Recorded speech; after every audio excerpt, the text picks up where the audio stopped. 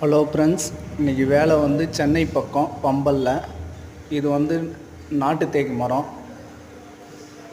2 litre சீலரு, 2 litre polish இன்றைக்கே வந்து தேய்ச்சி போட்டுட்டோம்.